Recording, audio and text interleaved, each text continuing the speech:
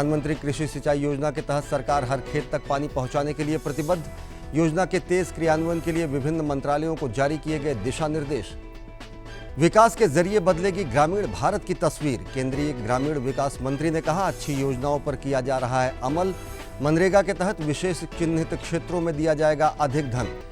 उत्तराखंड और हिमाचल प्रदेश में तेज बारिश से जनजीवन प्रभावित। पश्चिम बंगाल, सिक्किम, जम्मू कश्मीर, उत्तर प्रदेश और बिहार के अधिकांश इलाकों में भारी बारिश की उम्मीद। प्रधानमंत्री सिंचाई योजना के तहत किसानों के खेतों तक पानी पहुंचाने की प्रतिबद्धता दर्शाते हुए केंद्रीय कृषि मंत्री राधा मोहन सिंह ने कहा कि वर्षा के अभाव में अब फसलें चौपट नहीं होंगी। पानी की समस्या का समाधान निकाला जाएगा। पानी की हर एक बूंद के अधिकतम उपयोग करने के लिए प्रावधान किया जाएगा। किसानों की फसल की गुणवत्ता और उत्पादन सिंचाई पर ही निर्भर होती है। सिंचाई की व्यवस्था अच्छी तो फसल का उत्पादन भी अच्छा। सिंचाई की व्यवस्था के लिए सरकार ने 3 मंत्रालय शामिल किए हैं: जल संसाधन मंत्रालय, ग्रामीण विकास मंत्रालय और कृषि मंत्रालय। जल से संबंधित तीनों मंत्रालयों के बीच समन्वय स्थापित किया गया है। छोटे बांधों व पानी की धारा का प्रबंधन भी देखेगा। जल संसाधन मंत्रालय संरक्षित जल को खेत तक नाली के माध्यम से पहुंचाएगा। नदियों में शिफ्ट सिंचाई योजना, जल वितरण नेटवर्क, जल स्रोतों की मरम्मत की जिम्मेदारी होगी। कृषि मंत्रालय के तहत प्रधानमंत्री सिंचाई योजना में वर्षा जल संरक्षण, जल बहाव नियंत्रण, जल की उपलब्धता के अनुसार फसल उत्पादन और कृषि वानिकी के साथ कृषि आधारित जीविकोपार्जन के विभिन्न कार्यक्रम चलाएगा। प्रधानमंत्री सिंचाई योजना का फायदा किसानों तक पहुंचे, इसके लिए योजना को समयबद्ध व सुचारू रूप से संपन्न करने के लिए ब्लॉक व जिला स्तर की सिंचाई योजना बनाई जाएगी। क्षेत्र की सामाजिक, आर्थिक व स्थानीय जरूरतों पर खास ध्यान दिया जाएगा। प्रधानमंत्री सिंचाई योजना को सही स्तर पर लागू करने के लिए जिला स्तर के सभी कृषि विकास से संबंधित अधिकारी, जिला वन अधिकारी व लीड बैंक के सदस्य भी शामिल होंगे। प्रधानमंत्री सिंचाई योजना के लिए 50,000 करोड़ रुपए खर्च किए जाएंगे ताकि किसानों को अपनी खेती के लिए सही समय पर पर्याप्त पानी उपलब्ध हो सके। इस साल 5,300 करोड़ रुपए खर्च होंगे। राज्यों को उनके जरूरत के हिसाब से पैसा खर्च करना होगा। प्रधानमंत्री सिंचाई योजना के तहत जिला स्तर पर सिंचाई योजनाएं बनाई जाएंगी। जल संरक्षण व भूमि जल प्रबंधन के लिए पानी के बहाव को रोककर उसे उपयोग में लाया जाएगा। जल की उपलब्धता के अनुसार फसलों का चयन किया जाएगा। इस योजना के तहत ड्रिप स्प्रिंकलर कार्यक्रमों को लागू किया जाएगा। प्रधानमंत्री सिंचाई योजना किसानों तक पहुंचे, इसके लिए जरूरी है कि सरकार जांच समिति भी बनाए और राज्य सरकारों की जिम्मेदारी तय करे ताकि किसानों को इस योजना का फायदा मिल सके। हमें अपनी योजनाओं को पुनर्सोच के और नई दिशा देनी पड़ेगी और ये देखना पड़ेगा कि कौन से थ्रस्ट एरियाज हैं, कौन से ऐसे देश में प्रदेश के कौन से वो हिस्से हैं जहां हमें मनरेगा के माध्यम से ज़्यादा पैसा देना चाहिए, क्योंकि अभी तक वहाँ उतना विकास नहीं हुआ जितने की हम कल्पना कर सकते हैं या सोच सकते हैं। तो वहाँ हमें ये जो सर्वे आया है इसके माध्यम से, जिनको हम डिफ़िकल्ट एरियाज़ बोलते हैं, उसमें ज़्यादा धन और फंड्स जुटाने की ज़रूरत पड़ेगी।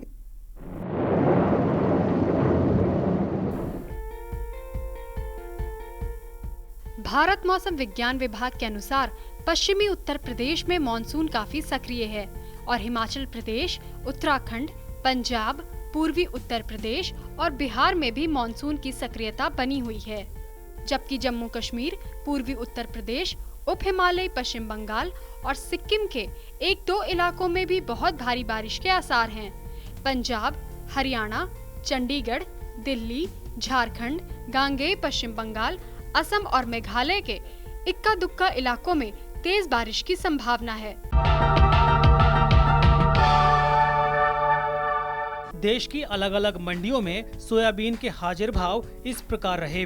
राजस्थान की कोटा मंडी 3,424 रुपए क्विंटल, इंदौर मंडी 3,522 रुपए क्विंटल और महाराष्ट्र की नागपुर मंडी में भाव 3,621 रुपये प्रति क्विंटल रहे। वहीं एगमार्क नेट के अनुसार इंदौर मंडी में पीला सोयाबीन 3,000 से 3,450 रुपए क्विंटल की दर से बिका, जबकि नरसिंहगढ़ मंडी में भाव 3,000 से 3,400 रुपए क्विंटल दर्ज किए गए।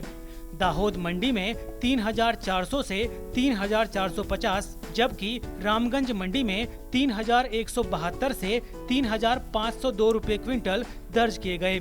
तो वहीं अगर दैनिक आवक की बात करें तो इंदौर मंडी में आवक 400 टन रही, नरसिंहगढ़ मंडी 48.2 टन, दाहोद मंडी 86.3 टन, जबकि रामगंज मंडी में आवक रही 48.7 टन। ये लो और बताओ। बस। अरे ये क्या भैया जी, बस इतनी सी रासायनिक खाद? किसानी छोड़ रहे हो क्या? किसानी नहीं, नादानी छोड़ रहे हैं। मिट्टी की जांच कराई है। अब तो लालाजी जितनी जरूरत है उतने ही उर्वरक खेत में डालेंगे। हाँ, किसान भाई आज ही अपने जिले की नजदीकी भूमि परीक्षण प्रयोगशाला में मिट्टी की जांच जरूर करवाएं और मिट्टी में पोषक तत्व, नमी व पौधे के विकास को देखते हुए केवल जरूरत के अनुसार ही पोषक तत्व डालें। और हाँ, मिट्टी में गंधक, जस्ता, बोरोन जैसे सूक्ष्म पोषक तत्वों का पता लगाना भी न भूलें। उर्वरक और जैविक खाद के सही उपयोग से भूमि का उपजाऊपन बनाए रखें, उत्पादकता बढ़ाएं, खर्चा घटाएं और बहुमूल्य विदेशी मुद्रा बचाने में भी सहयोग दें। और हाँ, धीमी गति से नाइट्रोजन उपलब्ध कराने वाले उर्वरकों जैसे नीम लेपित यूरिया को प्राथमिकता दें और यूरिया का पत्तों पर छिड़काव करें। अरे वाह, तू तो सचमुच समझदार हो गया रे। अधिक जानकारी के लिए संपर्क करें जिला कृषि अधिकारी या किसान कॉल सेंटर।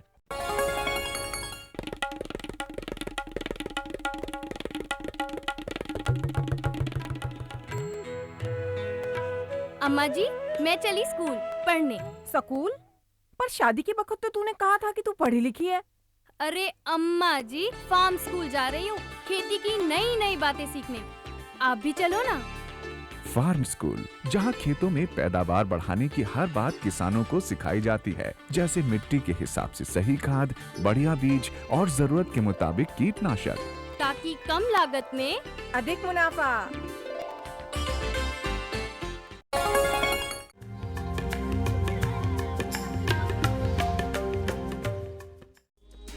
कृषि को लाभकारी व्यवसाय बनाना सबके बस की बात नहीं।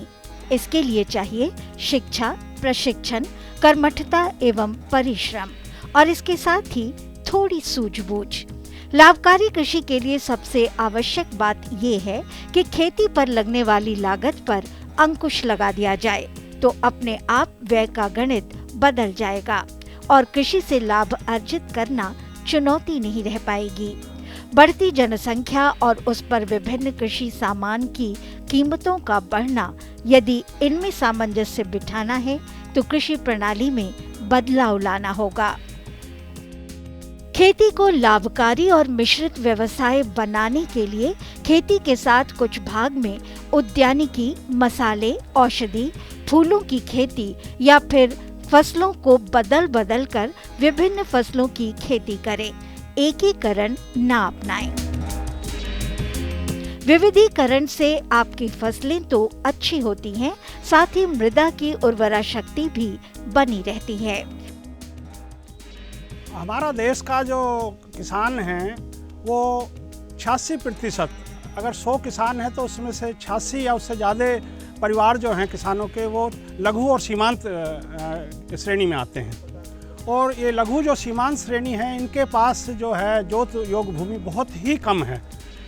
उसको ज़्यादातर किसानों के पास 1 एकड़ से लेकर 2.5 एकड़ तक की ज़मीन है। अब इस 1 एकड़ से 2.5 एकड़ में किसान जो है वो उसका साल भर का जो खर्चा होता है परिवार का, और जो दूसरी उसकी जो आवश्यकताएं होती हैं वो पूरी नहीं हो पा रही हैं, जिसका सबसे बड़ा जो मुख्य कारण है वो एकीकृत प्रणाली खेती करना है। एकीकृत प्रणाली खेती का मतलब ये होता है कि किसान जो हैं वो अपने खेतों पर जो हैं गिनी चुनी फसलें लगाते हैं। ज़्यादातर अगर हम अपने पूरे देश की बात करते हैं तो आपके वो ज़्यादातर आपको गेहूं और धान या धान गेहूं फसल चक्र है, उसी पे ज़्यादातर हमारा देश के किसान निर्भर हैं। तो इस सब को देखते हुए भारतीय कृषि अनुसंधान परिषद का जो संस्थान है, कृषि प्रणाली अनुसंधान संस्थान, उसने पिछले 4 वर्षों से इन छोटे किसानों, छोटे मझोले किसानों के किस तरह से इनके स्तर को पूरा किया है, किस तरह इनके परिवार की सारी आवश्यकताएं पूरी की जाएं। हमने जो है इस अपना संस्थान पर एक कृषि मॉडल, छोटे और जो मझोले किसान हैं उनके लिए कृषि मॉडल हमने तैयार किया है। इस कृषि मॉडल में जो सबसे पहली भूतपूर्व आवश्यकता है वो हमारी है कि हम सबसे पहले ऐसी फसलें उगाएं, ऐसे फल लगाएं, ऐसी सब्जियां लगाएं ताकि एक किसान की घर की सारी आवश्यकताएं उसकी खाने की पूरी हो जाएं। तो इसमें हम किसानों को एक सलाह देते हैं कि जो भी उसके पास ज़मीन है, चाहे किसी के किसान के पास 1 एकड़ ज़मीन है, चाहे किसी के पास 2 एकड़ ज़मीन है या उसके ज़्यादा ज़मीन है, तो वो अपनी ज़मीन का अलोकेशन करे। अलोकेशन कैसे करेगा कि उसके घर की क्या आवश्यकताएं हैं, पहले उसका आकलन कर ले। फिर उस आकलन के हिसाब से वो अपने खेत जो हैं उसको अलग अलग जो है हिस्सों में बांट लेना चाहिए और फिर 3-4 हिस्सों में बांट के उसमें 4 या 5 फसल चक्र वो अपनाना चाहिए। इसमें हम एक साल में 2 या 2 से ज़्यादा फसलें ले सकते हैं। तो अगर 4 टुकड़ों में पूरे अपने भाग डाला तो वो पूरे साल में 10, 11, 12 फसलें तक ले सकता है। जैसे मैं आपको उदाहरण के रूप में बताता हूँ कि अब खरीफ सीजन आ रहा है, वो उसमें ज्वार ले सकता है। समर में जो हमें ज्वार की फसल ले सकते हैं, उससे उसको जुलाई तक जो है, मई से लेकर जुलाई तक उसको चारा मिलेगा। उसके बाद वो ज्वार काटने के बाद उसमें धान की फसल ले सकता है। धान की फसल लेने से क्या होगा कि उसको घर के लिए खाने के लिए अन्न मिलेगा। और धान काटने के बाद वो उसमें बरसिम ले सकता है या उसमें सरसों बो सकता है या उसमें चना बो सकता है। तो इस तरह से हम विभिन्न फसल चक्र जो हैं अपना के एक किसान की घर की, चाहे वो तिलहन की बात हो। अब मैं तिलहन की बात बताता हूँ कि आप जब रबी में हम गेहूँ बोते हैं तो उसमें सरसों की लाइनें आप डाल सकते हैं, इंटरक्रॉपिंग कर सकते हैं। तो उससे घर की आवश्यकता की, उसकी तेल की आवश्यकता पूरी हो जाएगी। और तेल निकालने के बाद जो खल बनती है वो उसके पशु के लिए एक खाद्यान्न का काम करेगा। तो उसकी गुणवत्ता बढ़ेगी, उसके चारे की गुणवत्ता बढ़ेगी, उसके खाने की, पशु के खाने की गुणवत्ता बढ़ेगी। ये हमारा 1 हेक्टेयर का एक ब्लॉक है। इसमें हमने एक शुगरकेन आधारित, गन्ना आधारित हमने एक फसल चक्र बता दिया। इसमें फिर हमारा देखिए, मैंने कहा मक्का और उर्द हम लगा सकते हैं, मक्का और अरहर हम लगा सकते हैं। मक्का उर्द एक साथ लगा लीजिए, उसके बाद गेहूँ आ जाएगी आपकी। और गेहूँ के बाद फिर मक्का और ये जो हमारा काउपी होता है जिसको लोबिया कहते हैं, इसको उगा के फिर चारा। ये बहुत ही 1.5-2 महीने में 45 दिन में ये चारा किसान को मिल जाता है। तो इस तरह से देखिए उसको चारे की लगातार हम दे रहे हैं। ऐसा नहीं कि चारे के लिए हम अलग से उसके लिए लें, चारे के लिए ऑप्शन ढूंढने पड़ेंगे, क्योंकि छोटा किसान है वो अलग से चारे की फसल नहीं ले सकता, उसके पास इतनी ज़मीन नहीं है। तो हम चारे के लिए फसल चक्र में ही उनको चारे को रोटेट करें। एक छोटे किसान के लिए उसकी सारी जो जगह है, जितना भी खेत के चारों तरफ की बाउंड्री है, खाली पड़ी रहती है, उसका कोई सदुपयोग नहीं होता। लेकिन अगर किसान इस तरह से मल्टी स्टोरी, इसको हम कहते हैं मल्टी स्टोरी प्लांटेशन, एक बड़ा ऊंचा बढ़ने वाला प्लांट है, वो हमको फल दे रहा है। फिर हमारा नींबू है, नींबू से हमको साल में 3 बार, इसमें 3 बार फल आता है। और फिर ये देखिए, ये सुबबूल जो आपको दिखाई दे रहा है, ये एक ऐसा है कि साल में कम से कम 3 कटिंग देने के बाद इसको हम चारे में भी इस्तेमाल कर सकते हैं पशुओं के लिए। इसको हम हरी खाद के रूप में प्रयोग कर सकते हैं खेत में। और सबसे बड़ा जो है इसका एक और उपयोग है, वो है कि जो गोबर होता है जिससे वर्मी कंपोस्ट बनाया जाता है, अगर इसको हम बारीक काट के अपना गोबर के जो वर्मी कंपोस्ट प्रक्रिया है उसमें अगर मिला दें तो उसमें नाइट्रोजन की परसेंटेज बहुत तेज़ी से बढ़ जाती है। अगर मैनेजमेंट बढ़िया है तो इस बाउंड्री प्लांटेशन, 1 हेक्टेयर की बाउंड्री प्लांटेशन से ही 40 से लेकर 60 हज़ार रुपये तक का आमदनी इससे ही मिल जाएगी अकेली। हम कहते हैं किसान है, अगर किसान लगा ले, सिर्फ उसको 2-3 साल इसकी रक्षा करनी पड़ेगी जानवरों से, बाहरी तत्वों से, उसके बाद ये किसान की रक्षा करेगा। तो किसान भाइयों, मेरा आपसे अनुरोध है कि 1-1 इंच ज़मीन, आज का जो मेरा नारा है किसानों के लिए, 1-1 इंच ज़मीन और जो भी आपके पास संसाधन है, चाहे वो मिट्टी है, चाहे आपके पास पानी है, चाहे आपका पास पैसा है, चाहे आपके पास श्रम आपका अपना भी है या आप बाहर से मजदूर लगाते हैं, तो हर चीज़ को, हर प्रति यूनिट को आपको ज़्यादा से ज़्यादा उपयोग करके और उससे ज़्यादा से ज़्यादा लाभ लेना है। खेती के साथ किसान अधिक आय पाने के लिए पशुपालन, मुर्गी पालन, मछली पालन जैसे व्यवसाय भी साथ कर सकते हैं। खेती एवं पशुपालन के साथ साथ आप मत्स्य पालन कर सकते हैं। आप यहाँ देख रहे हैं, हमारे यहाँ 1.5 हेक्टेयर मॉडल में हमने 0.1 हेक्टेयर का एक मछली पालन का तालाब बना रखा है। इस पे जैसे आपकी रोहू, काटला, मृगल जो इंडियन मेजर कार्प कहलाते हैं, अब तीनों तरह की मछली पालन करके लाभ कमा सकते हैं। और मछली पालन के लिए जो मिट्टी और पानी की गुणवत्ता भी देखा जाता है। वो मछली पालन में आप 10,000 प्रति हेक्टर फिंगरलिंग के हिसाब से आपको मत्स्य बीज डालना पड़ता है। साथ साथ खाने के लिए मछली खुराक के हिसाब से आप, जैसे प्राकृतिक खुराक होता है, प्लैंकटन हम जिसे कहते हैं, फाइटोप्लैंकटन एवं जू प्लैंकटन, जो कि आप गोबर की खाद आदि डालने से बनती है। साथ साथ आप राइस पॉलिश एवं मूंगफली और बादाम की खली को दे सकते हैं खाने के लिए। और करीब 0.1 हेक्टेयर की तालाब से आप जो आपकी कुल लाभ जो है करीब 30 से 40 हज़ार तक आप कमा सकते हैं। और इसकी जो प्रोडक्शन है 400 से लेकर 500 किलोग्राम तक 0.1 हेक्टेयर से मिल जाती है, जो कि आपकी 4 से 5 टन प्रति हेक्टेयर के हिसाब से पैदावार होती है। और इसकी जो शुद्ध लाभ है करीब 0.1 हेक्टेयर से 20 से 25 हज़ार तक की शुद्ध लाभ मिल जाती है। साथ साथ ना कि मछली पालन, उसके साथ साथ जो तालाब की मेड़ है उस पर आप यहाँ देख रहे हैं सुबबुल की झाड़ी, जो कि आपकी पशुपालन में चारे के रूप में काम करती है, हरा चारा जैसे सुबबुल की झाड़ी है। एवं साथ साथ जैसे फलदार वृक्ष है, जैसे आपकी अमरूद है और नींबू है, ये आपको एडिशनल इनकम दे देती है। ना कि मछली पालन से मछली मिलती है, साथ साथ आपकी चारे की आवश्यकता, आपकी पशुओं की चारे की आवश्यकता भी पूरी होती है एवं फलदार वृक्षों के जरिए आपको एडिशनल इनकम मिलती है। और आप यहाँ देख सकते हैं जो किचन गार्डनिंग है, किचन गार्डनिंग में आप मछली के तालाब के मेड़ पर आप जैसे आपकी सब्जी या साग सब्जी, घर के जो साग सब्जी है जैसे गोभी है, मिर्ची है, टमाटर आदि का आप कल्चर कर सकते हैं, आपकी कल्टीवेशन कर सकते हैं। इससे आप क्या कर सकते हैं, कम लागत में आप एक अच्छा इनकम आप ले सकते हैं। और एक मछली पालन में एक और फ़ायदा है कि आपकी इसमें जो आपकी जो न्यूट्रिशनल सिक्योरिटी की बात होती है आजकल, आपकी जो मछली एक चीप प्रोटीन सोर्स है, प्रोटीन की एक अच्छा सोर्स माना जाता है। इससे आपकी घर की आवश्यकता जो न्यूट्रिशनल सिक्योरिटी के अनुसार वो भी पूरा होती है। और इसमें बाकी तुलना में, जैसे खेती की तुलना में जो लेबर, जो आजकल जो लेबर की लागत बहुत ज़्यादा बढ़ गई है, जो मेन एक समस्या आती है, उससे उस हिसाब से आप देखेंगे मछली पालन में कम लागत में आप ज़्यादा इनकम कर सकते हैं। और इसमें आप एक बार आप हार्वेस्ट के स्टॉकिंग करने के बाद साल भर में 1 किलो से 1.5 किलो तक मछली आप उगा सकते हैं, सही अगर उसकी खुराक की मात्रा देकर कर सकते हैं। इससे हम किसान भाइयों को, साथियों को कहेंगे कि आप एक छोटे से तालाब लेकर, कम से कम 0.1 हेक्टेयर या 0.2 हेक्टेयर तालाब लेकर उसमें आप मछली पालन करें, जिससे कि आपकी जो खेती के साथ साथ और पशुपालन के साथ साथ आप एडिशनल इनकम ले सकते हैं एवं घर की जो प्रोटीन की जो रिक्वायरमेंट है उसकी आवश्यकता भी आप पूरा कर सकते हैं। और इससे आपकी ना कि मछली मिलेगी, उसके साथ साथ आपकी जो फल वृक्ष हैं, आपकी पशुओं के लिए चारा है, इस सब की आप आपूर्ति पूरी कर सकते हैं। इसके साथ साथ पशुपालन से दुग्ध व्यवसाय या फिर गोबर से गोबर गैस प्लांट तैयार कर ऊर्जा पर व्यय होने वाले खर्च को बचा सकते हैं। गोबर गैस से बनी खाद तो खेतों में सोना बरसाने में कसर नहीं छोड़ेगी। किसान भाइयों, आजकल सभी जगह चर्चा चल रही है कि हम ऑर्गेनिक खेती कैसे करें।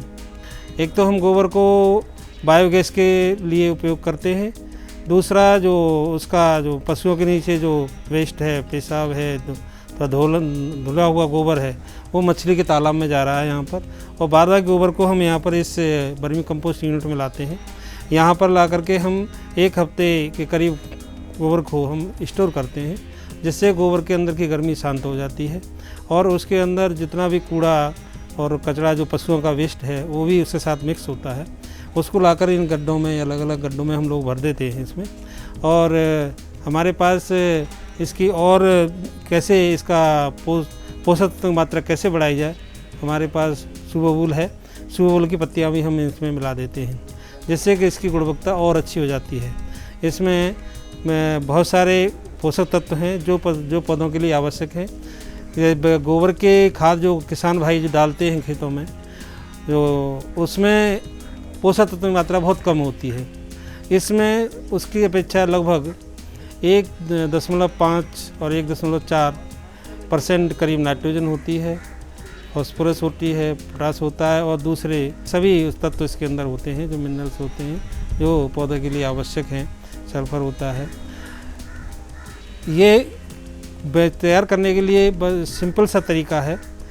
गोबर को इसमें समान मात्रा में करीब 1 फुट के करीब इसमें फैला दिया जाता है। इसमें ये लगभग 1 फुट करीब गहराई है इस गड्ढे की, और 1 फुट भरने के बाद में इसको हम लोग गोबर को इसमें केंचुआ छोड़ देते हैं। केंचुआ का जो यो केंचुआ है जो गोबर वर्मी कंपोस्ट बनाने वाला, इसकी स्पीसीज अलग है जो कि एसिना फेस्टा नाम है इसका, जो देसी भाषा में से लाल केंचुए के नाम से भी पुकारते हैं। कुछ केंचुए किसान भाई समझते हैं केंचुआ जो खेतों वाला वो केंचुआ वो नहीं है। ये केंचुआ मिट्टी नहीं खाता, ये मिट्टी में न प्रवेश करता है, ये केवल गोबर और ये पत्ती और यही सब चीज़ खाता है और ये ज़मीन के अंदर नहीं प्रवेश करता, केवल गोबर के अंदर ही रहता है। यह 45 से 60 दिन में गोबर की खाद से गोबरी खाद है उसको वर्मी कंपोस्ट में कन्वर्ट कर देता है। और इस खाद को हम लोग अपने यहाँ अनुसंधान के जो हमारे प्रयोग हैं उनमें प्रयोग कर रहे हैं, जिससे कि हमारी फसल की जो उत्पादक हैं उनकी गुणवत्ता काफ़ी अच्छी है।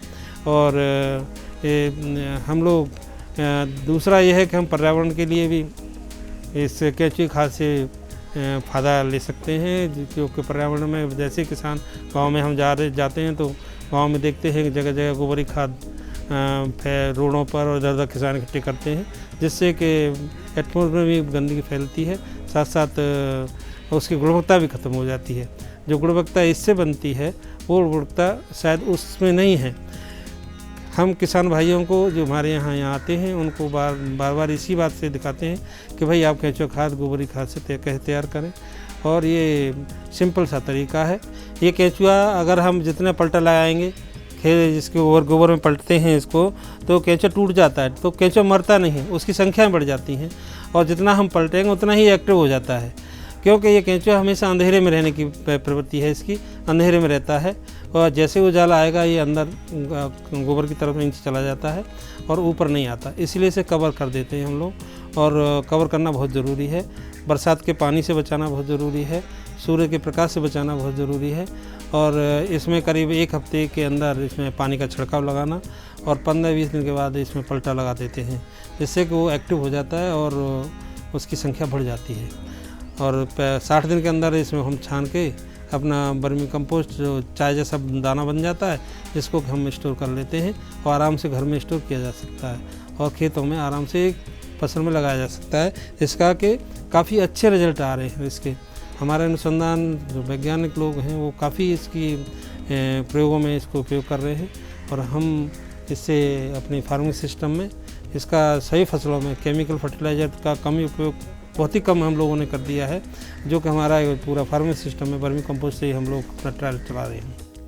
कृषि में लाभ प्राप्त करने के लिए पुरानी पद्धतियों पर अड़े नहीं रहें, विविधीकरण को अपनाएं, अपने खेतों में मिश्रित खेती करें, और इसके साथ साथ इससे जुड़े व्यवसाय को अपनाकर न केवल आप अपनी आमदनी बढ़ा सकते हैं, बल्कि अधिक उत्पादन पाकर दूसरे देशों को निर्यात भी कर सकते हैं। खुशबू की फुहार में, स्वाद की बहार में, तरक्की की तानों में, खिलती मुस्कानों में, हरे भरे पौधों में, बड़े बड़े सौदों में, मधुर भिनभिनाहट में, खुशियों की आहट में। NHM बागवानी मिशन, हमारी चाहत आपकी मुस्कुराहट। आज तो वसूली करके ही जाऊंगा। घनश्याम, अरे ओ घनश्याम, वो तो स्कूल गए हैं। स्कूल गया है। अरे बहाना तो ढंग का बनाती। हाँ लाला, मैं स्कूल ही गया था, फार्म स्कूल, जहाँ किसानों को सिखाई जाती है खेतों में पैदावार बढ़ाने की हर बात, जैसे मिट्टी के हिसाब से सही खाद, बढ़िया बीज और जरूरत के मुताबिक कीटनाशक, ताकि कम लागत में अधिक मुनाफा। ये पकड़ लाला, तेरा हिसाब साफ।